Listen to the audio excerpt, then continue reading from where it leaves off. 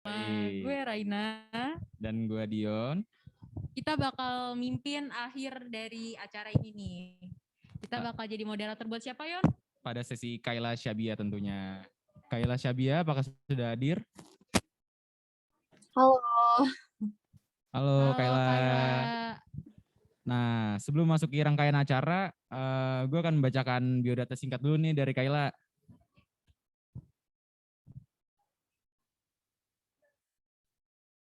Iya, boleh. Oke, bentar. Kayla Syabia ini adalah founder dari Cugiware dari tahun 2020 sampai sekarang loh. Dan selain mempunyai bisnis dan yang berjalan sampai sekarang, Kayla ini juga menjadi Head of Design Team di The Color Care and the Headlines. Dan yang gak kalah keren, dia ini selain punya bisnis yang berjalan sampai sekarang, tapi tidak lupa dengan organisasi di sekolahnya. Wah. Dia ini juga berpartisipasi dalam organisasi loh. Dia adalah anggota OSIS SMA Negeri 55 Jakarta dalam seksi publikasi, dokumentasi, dan desain. Betul kan, Kayla? Betul banget. Keren banget. Nah, sekarang Kayla, apa kabar? Aduh, baik banget nih. Sebenarnya aku juga tadi lagi ada acara OSIS, cuman nggak apa-apa, aku masih hadirin webinar ini buat lab school. Makasih banget udah meluangkan waktunya. Nah, biar gak banyak buang waktu juga nih, mending kita mulai aja gak sih sesi tanya jawabnya? Boleh. Nah, Kayla, boleh diceritain gak sih awal mulai Cugiware itu dari mana? Oke, aku jawab ya.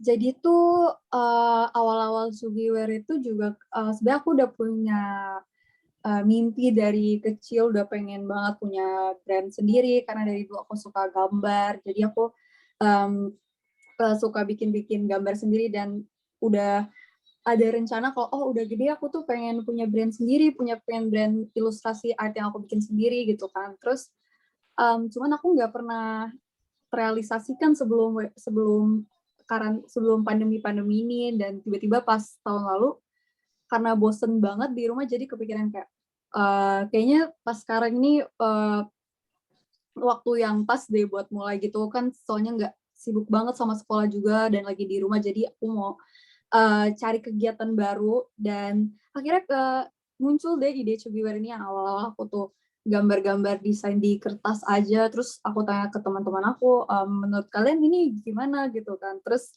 tiba-tiba mereka bilang kayak, oh ya coba aja deh jual, mungkin ada siapa tahu ada yang mau gitu kan. Terus pas awal-awal tuh emang nggak pernah kepikiran bakal ada yang beli juga, kayak buat nge-postnya aja gitu udah ngerasa kayak sering banget bisa nge-desain, tapi ternyata tuh ada gitu yang mau pre-order, jadi aku kan senang. Dan alhamdulillah sampai sekarang itu jadinya aku lanjutin deh Cugiware sampai tahun ini, jadi udah jalan kira-kira setahun 3 bulan. Nah, apa sih hal yang memotivasi kamu sehingga kamu mau nih buka Cugiware ini? Apa hal yang paling memotivasi gitu? Kalau hal yang memotivasi aku sendiri itu karena Cugiware ini bisnis ilustrasi yang aku bikin, kayak aku adaptasiin di scarf, di baju-baju, dan di buku lain-lainnya. Karena aku suka dengan apa yang aku lakuin tuh, jadi salah satu motivasi aku kalau oh iya aku enjoy kok ngelakuin ini, jadi nggak ngerasa ada beban atau pressure yang berat banget sampai aku mikir kayak ngapain sih gitu loh. Cuman karena aku emang suka gambar, suka emang dari passionnya aja sendiri, jadi dari passion ini aku mutusin buat seriusin lagi jadi bisnis gitu. Emang awal itu dari suka gambar dan ada niatan untuk daripada gambar ini gak diapa-apain, mending langsung dijual aja gitu ya? Iya, coba-coba aja, terus kan pasti tanya-tanya sekitar gitu, menurut kalian ini gimana sih, kayak bagus nggak sih, orang-orang bakal tertarik gak gitu. Terus karena lingkungan yang suportif yang mendukung juga, mereka jadi yakinin aku juga buat mulai bisnis ini gitu. Jadi aku juga ngerasa termotivasi sama lingkungan di sekitar aku gitu. Tapi menurut kamu tuh hal yang pertama kali harus diperhatikan untuk memulai bisnis itu apa sih?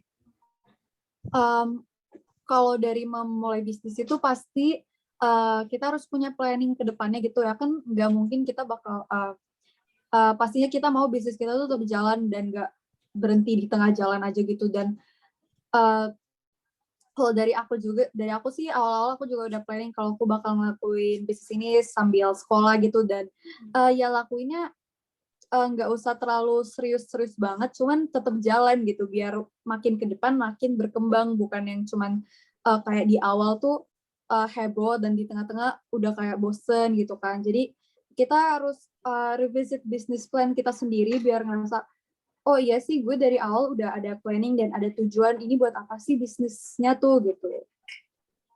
Nah, kan menurut kamu yang pertama kali harus dilakukan itu adalah planning untuk memulai sebuah usaha. Nah, sekarang menurut kamu sendiri kapan sih waktu yang pas untuk memulai bisnis?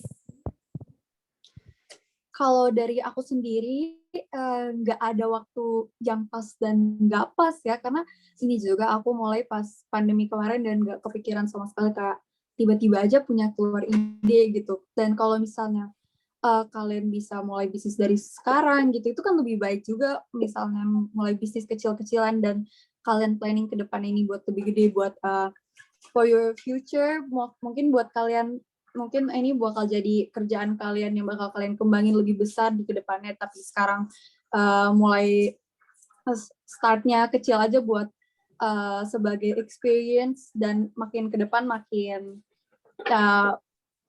ngerti lah sama dunia bisnis. Jadi kita kayak belajar sambil ngelakuin gitu kan. Dan jadi menurut aku sendiri waktu yang pas untuk bisnis ini nggak ditentuin itu. Pokoknya dari kita siap atau enggaknya bakal ngejalanin atau tiba-tiba bakal stop di tengah jalan, itu kan rasanya pasti nggak enak juga kalau misalnya tiba-tiba kita di tengah jalan berhenti kan. Bukan di kita juga, tapi kalau ada orang yang suka sama bisnis kita gitu kan uh, nggak enak juga kita ditanya-tanya gitu. Itu pun balik lagi ke diri sendiri, tujuan tujuan mulai bisnis itu buat apa gitu kan. Kalau emang mulai bisnis itu buat enjoy dan buat cari kegiatan baru-baru, berarti ya kita nggak usah terlalu mentingin income dan lain-lain atau gimana pun juga, tapi kita lebih ke pengalamannya gitu. Jadi kita cari experience-nya di waktu-waktu remaja sekarang gini kan, biar kita juga pas sudah terjun di dunia bisnis yang udah lebih dewasa, kita nggak kaget gitu karena udah pernah ngalamin di sebelum-sebelumnya. Jujur nih ya, kamu keren banget deh, bisa mulai bisnis saat pandemi ini, melainkan kayak banyak yang orang-orang berhenti pas pandemi gitu loh. Nah, menurut kamu tuh tantangan yang terbesar pas pandemi itu apa sih? Sebenarnya makasih banyak ya. Tantangan terbesar di pandemi ini pasti kita nyari customer-nya itu online ya, walaupun itu lebih gampang, cuman juga nggak semuanya bakal tahu gitu kalau misalnya kita punya cafe yang ada di mall atau di tempat yang banyak anak-anak nongkrong gitu kan, pasti kita juga pasti mereka lebih banyak orang yang taunya. Cuman kalau di online gitu kita harus orang tuh harus banyak-banyak searching gitu ke kitanya. Kalau nggak ada yang cari gitu kan, belum tentu kita bakal dapat customer gitu kan. Dan itu sih yang paling menantang. Dan tapi karena aku masih sekolah juga, jadi itu pasti masalah waktu aja sih. Kadang jadi nabrak sama sekolah dan organisasi gitu, kayak bisnis dan organisasi tiba-tiba nabrak sama sekolah juga. Dan itu yang jadi tantangan aku sih buat di bisnis ini. Selain itu aku ngejalaninnya enjoy aja dan lebih mikir kalau ini proses dibandingin itu jadi tantangan banget gitu. Dari menurut kamu ini kan berarti tantangan terbesarnya itu ada di antara pembagian waktu kamu kan. Nah, gimana sih cara kamu memanage waktu kamu antara saat kamu bisnis dan sekolah?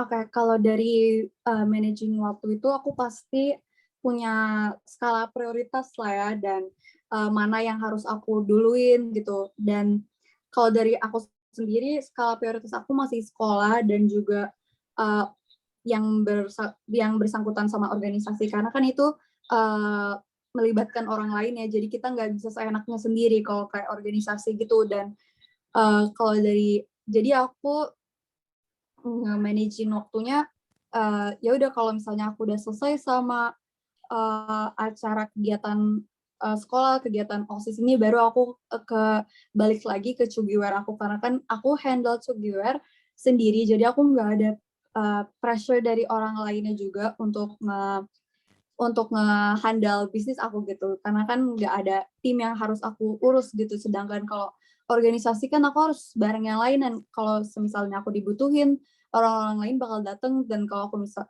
aku lebih fokus ke cuy tuh kayaknya aku egois banget gitu, jadi aku lebih pentingin yang melibatkan orang lain dibanding yang aku sendiri. Walaupun Cugiware ini tetap masuk dalam skala prioritas tinggi aku, tapi aku sebisa mungkin, tapi karena aku emang dari Cugiware ini bukan bisnis yang aku seriusin banget sekarang, dan aku anggap ini kerjaan sampingan selain sekolah, dan aku bersosialisasi dengan organisasi lain-lain gitu. Jadi aku selalu selesain yang lain dulu, baru aku balik ke Cugiware ini gitu.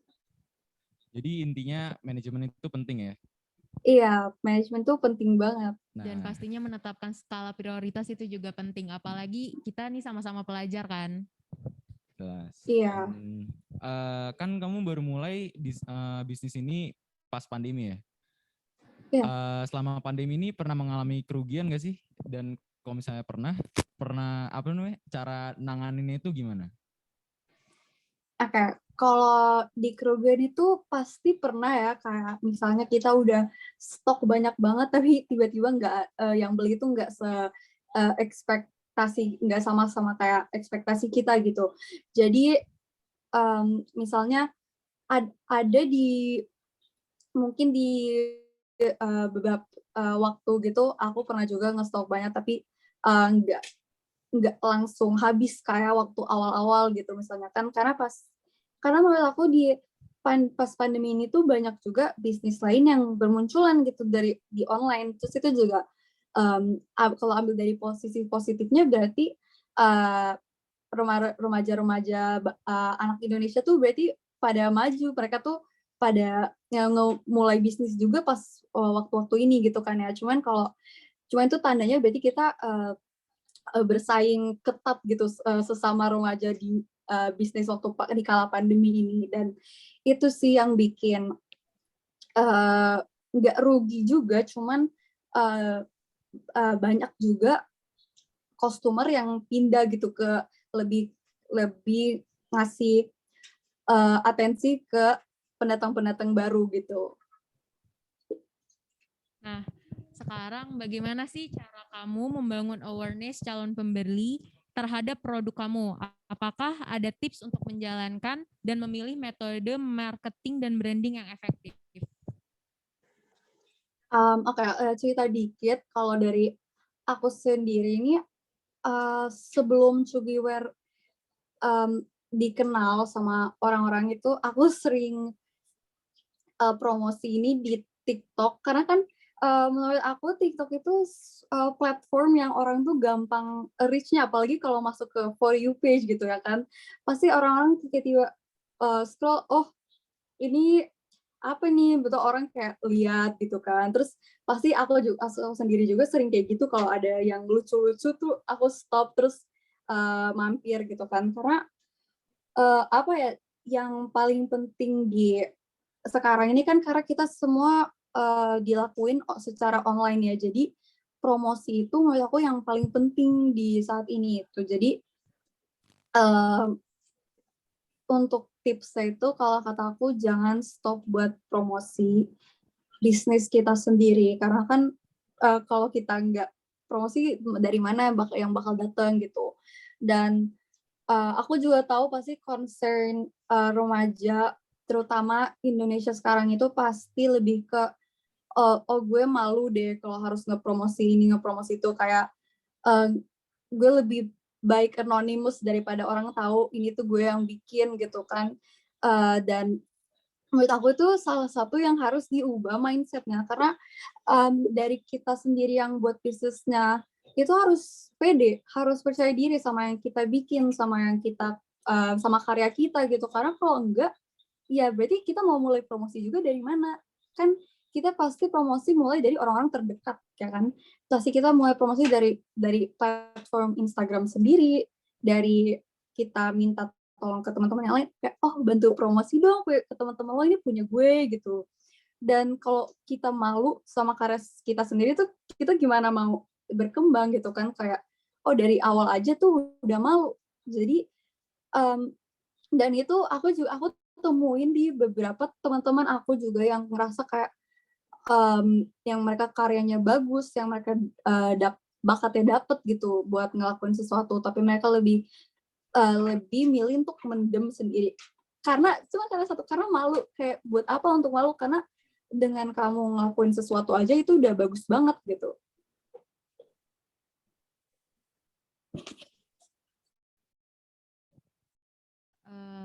Halo Kayla.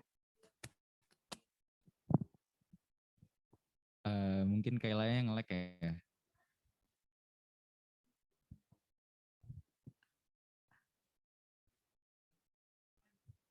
Halo.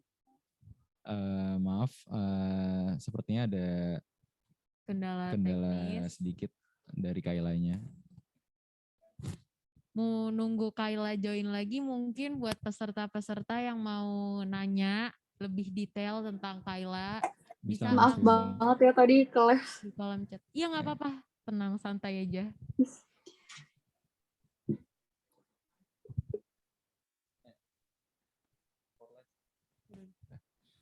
Nah, kita lanjut aja kali ya. Iya boleh, tadi? Maaf ya. Iya nggak apa-apa. Kayla tadi boleh dilanjutkan apa tadi sudah selesai?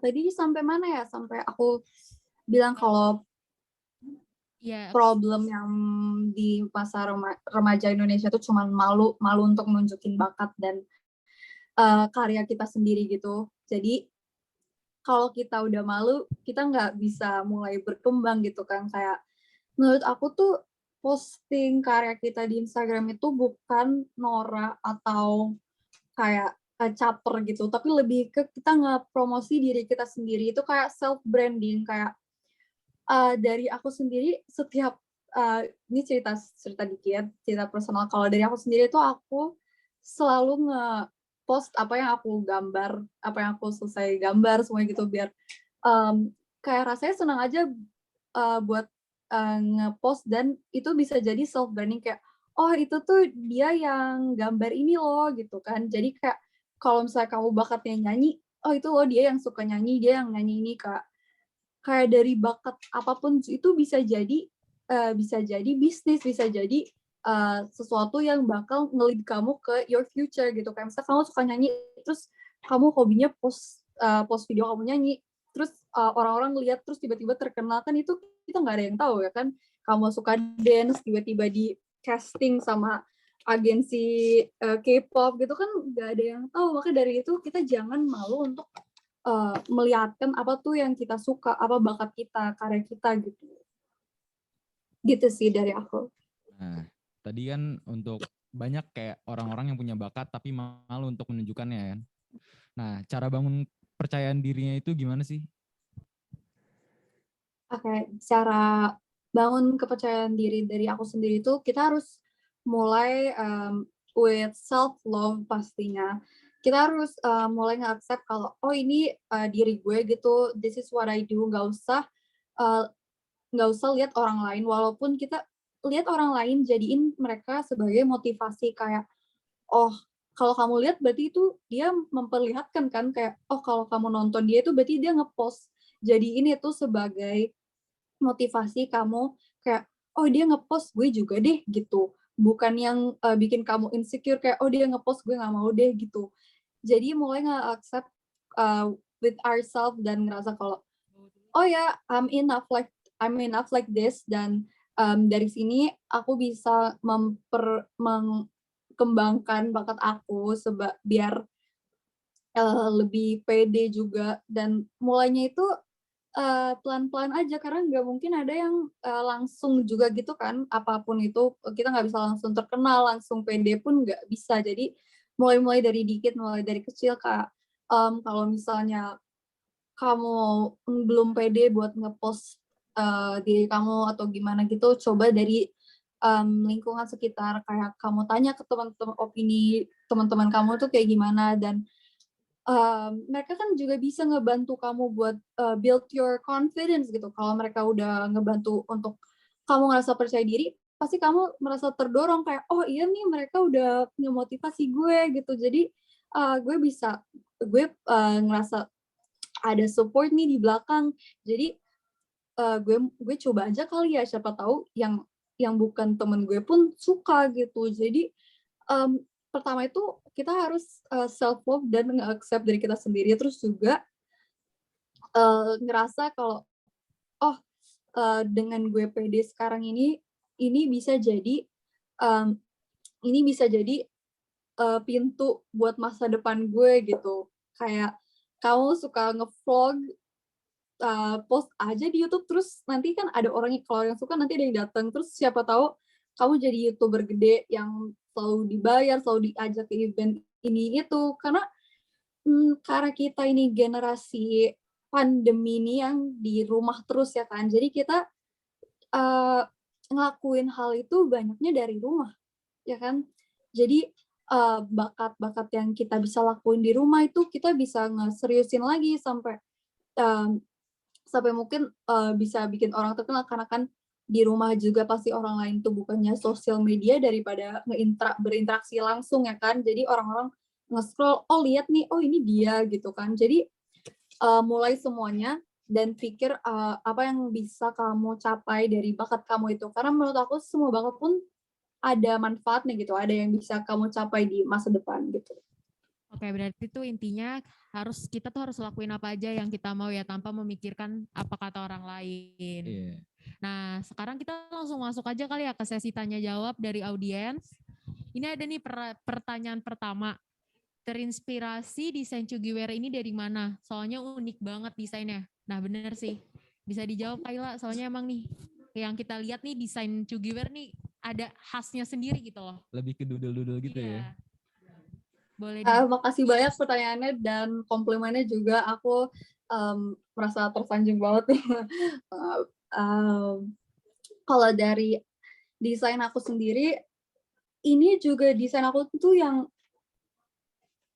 ada di background aku ini kan ciri khas Chugiwear berarti ya, dan itu juga nggak langsung dateng gitu pas aku pertama kali bikin Chugiwear, kayak nggak langsung ada art style aku tuh dulu kayak ya udah gambar-gambar aja nggak jelas, jadi kayak tiap desain tuh beda-beda, nggak ada ciri khasnya gitu kan.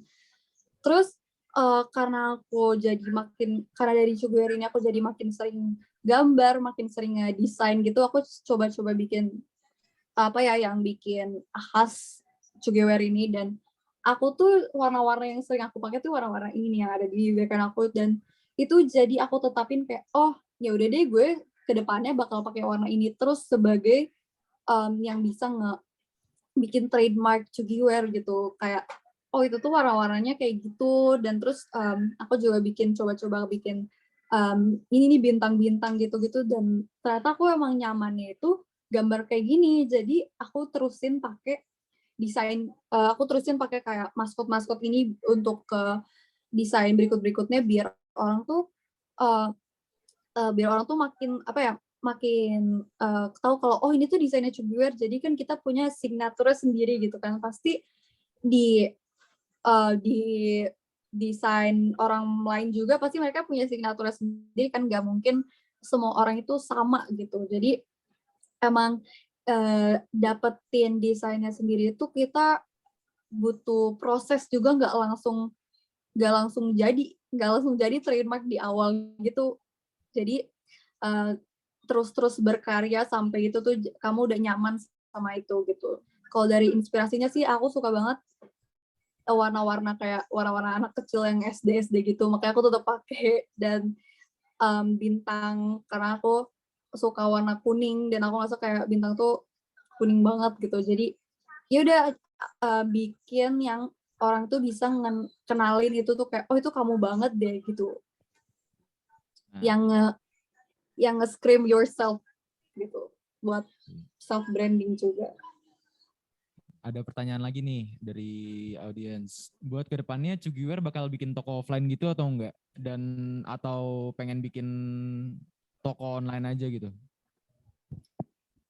Oke, makasih pertanyaannya. Dan untuk planning aku sendiri, pastinya aku juga pernah mikir untuk bikin toko offline sendiri buat Sugiware. Dan kalau untuk di waktu dekat itu kayak nggak mungkin lah ya, karena masih sibuk dengan sekolah dan organisasi lainnya, dan aku juga belum ada budget sebesar itu buat bikin toko sendiri. Jadi mungkin ke depannya kalau emang aku udah mencukupi untuk bikin toko offline sendiri, dan aku berharap juga karena itu salah satu planning aku dan mimpi aku dari dulu juga buat bikin toko offline sendiri. Jadi ya I hope bakal bisa ya, semoga amin. Nah, terakhir nih, soalnya kan ada durasi waktu juga ya. Ada pesan-pesan yang bisa Kayla berikan untuk kalangan pelajar nih, kalangan kita yang baru mau memulai bisnis usaha. Soalnya kan kamu kan juga sama nih kayak kita pelajar. Ada nggak sih pesan-pesan dari kamu? Oke, kalau pesan-pesan dari aku sendiri itu, kayaknya tadi aku dengar dari narasumber sebelumnya itu bilang mulai aja dulu ya. Dan dari aku sendiri juga, aku selalu bilang ke orang-orang kalau mau mulai bisnis, mulai berkarya apapun itu pasti mulai aja dulu. Karena pastinya kita harus ngerasa pede, ngerasa percaya diri juga kayak yang aku bahas tadi. Tapi juga mulai aja dulu karena kan aku juga Sugiware ini mulai dulu aja, aku nggak tahu bakal sampai diundang ke webinar kayak gini, nggak. Aku juga nggak tahu orang-orang bakal banyak yang beli atau dikenal di Indonesia gitu kan. Aku nggak tahu bakal kayak gitu. Maka dari itu aku selalu bilang ke orang kayak, udahlah mulai aja dulu. Kita kan kedepannya nggak tahu kayak gimana. Dan kedepannya juga pasti kita harus ada prepare kalau mau maju terus bisnisnya gitu kan. Pasti kita harus punya planning ke depannya. Oh ini gue mau bikin apa sih di berikutnya gitu, biar orang-orang tuh nggak bosen dan ngeliat kayak bisnisnya tuh berkembang gitu dan orang-orang makin tertarik gitu. Jadi kita harus punya selain mulai aja dulu, kita harus punya planning ke depannya ini bakal gimana gitu. Dan menurut aku jangan takut juga buat manage waktu, walaupun manage waktu itu penting, cuman kalau kamu serius ngelakuin semuanya, serius ngelakuin sekolah, ngelakuin organisasi, ngelakuin bisnis, itu pasti kamu pasti ada jalannya buat kamu ngelakuin itu semua gitu. Pasti kamu bisa meluangin waktu karena kamu enjoy ngelakuin semuanya gitu. Bener banget nih. Dari Kayla ini kita bisa belajar loh. Berbisnis itu gak kenal umur. Iya, Selagi benar. lu punya ide, selagi lu punya motivasi, selagi lu punya ilmu tentang berbisnisan, ya kenapa enggak gitu kan? Bisa kapan aja mau mulai bisnis tuh. Nah, gak kerasa nih kita udah di penghujung acara. Terima kasih Kayla atas sharing-sharing materinya, sharing-sharing pengalamannya, ilmunya. Kasih juga Lab School udah undang aku ya. Ini bermanfaat banget nih, apalagi buat kita yang baru mau mulai membuka sebuah company nih di LDES 2021 ini. Tentunya akan jadi bekal buat kita. Nah, Ya, semangat semua. makasih Kayla. Mungkin sebelum kita nutup acaranya, kita ada sesi foto bersama dulu. Untuk seksi dokumentasi, bisa diambil alih. Seksi dokumentasi. Farel. Ya, untuk para peserta diharapkan on cam untuk sesi foto bersama. Bentar. Ini tinggal foto dong. Halaman 1 siap-siap. Untuk moderator bisa dilanjut. Baik. Oke. Sekali lagi terima kasih ya Kayla ya, sukses terus ya. Makasih banyak semuanya, sukses Ya. juga Lab School dan Thank you, LDS-nya. Thank you. Sekarang kita mau kasih ke pembawa acara.